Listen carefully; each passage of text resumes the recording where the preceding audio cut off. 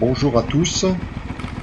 Donc une petite balade de quelques minutes pour aller visiter le château de Bernoville dans le département de l'Aisne, 02. Nous partons donc de la petite commune d'Étave-et-Vauquio, donc un petit village qui est l'un des plus hauts de la région à 147 mètres d'altitude.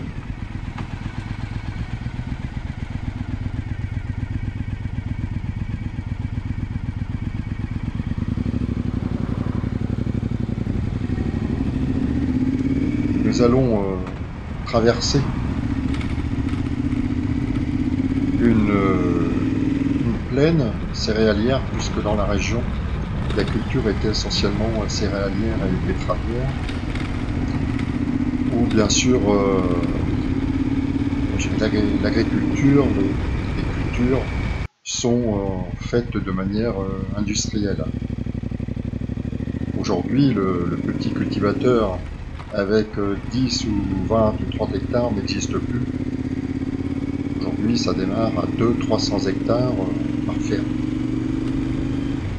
Donc voici à droite, à gauche bien sûr, la plaine une des plaines de culture.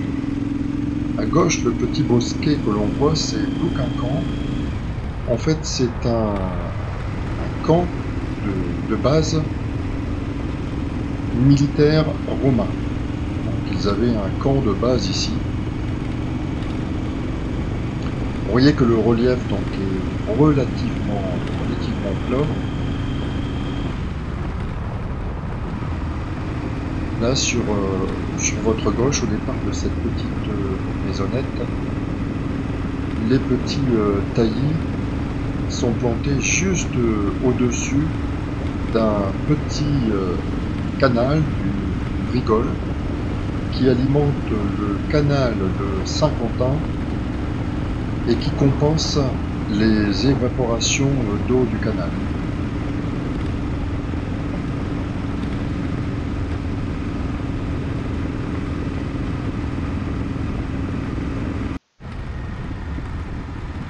Alors vous voyez que au niveau du paysage, donc des toutes petites collines, mais c'est toujours de la culture.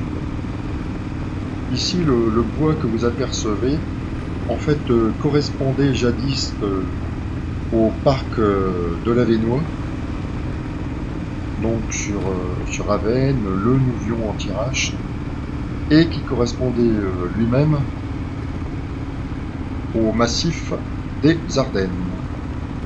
Donc toute cette région était boisée.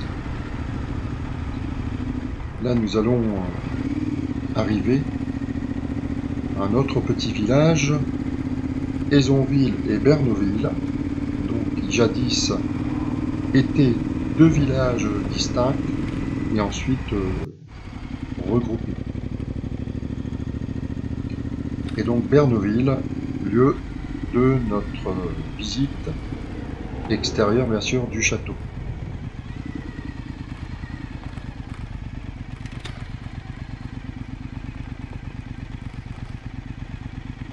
Alors là, nous allons emprunter une majestueuse allée de tilleuls. À savoir que derrière le château, un parc boisé de 17 hectares donc, se fait découvrir, et pour avoir accès à ce parc boisé, on emprunte un jardin à la française. Donc sachant que tous ces lieux de visite sont purement privés. Alors là on voit au bout le château de Bernoville, qui a été construit début du XVIIIe siècle. C'est l'un des plus grands de la région, puisqu'il fait 2800 mètres carrés, et la demeure est orientée selon les 4 points cardinaux. Les pièces de réception, par exemple, sont à l'ouest pour profiter du maximum d'ensoleillement. Salle de bain, cuisine sont à l'opposé. Alors la grille d'entrée, la façade, ainsi que les allées d'accès sont inscrites à l'inventaire des monuments historiques. Voilà, nous allons repartir.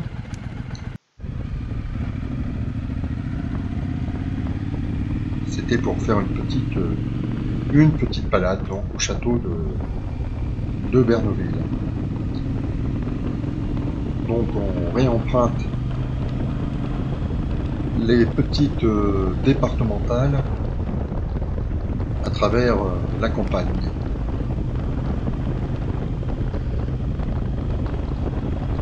Bon, la circulation est extrêmement fluide puisqu'il n'y a personne.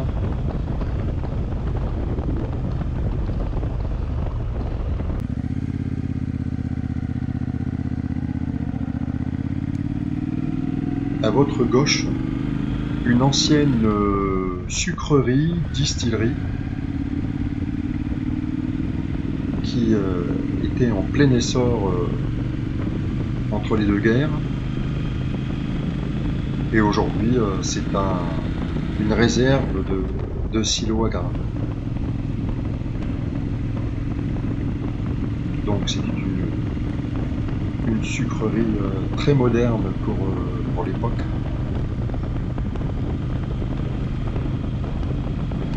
Ensuite, on y a fait des conserves aussi, des légumes en conserve.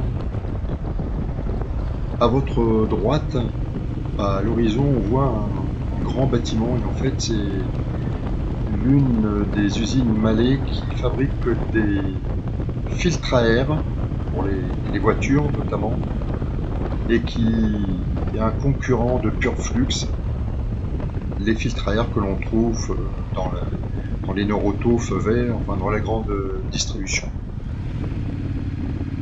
Bien là, on va retourner sur notre petit village d'État-les-Bocchio.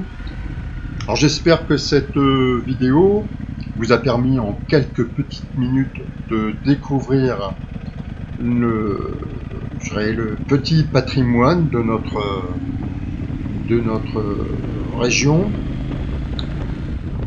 Alors je vous remercie ici de me mettre un petit pouce pour m'encourager, c'est toujours très important. Et puis abonnez-vous, ça ne vous coûte rien et vous pourrez ainsi découvrir d'autres vidéos. À bientôt, au revoir.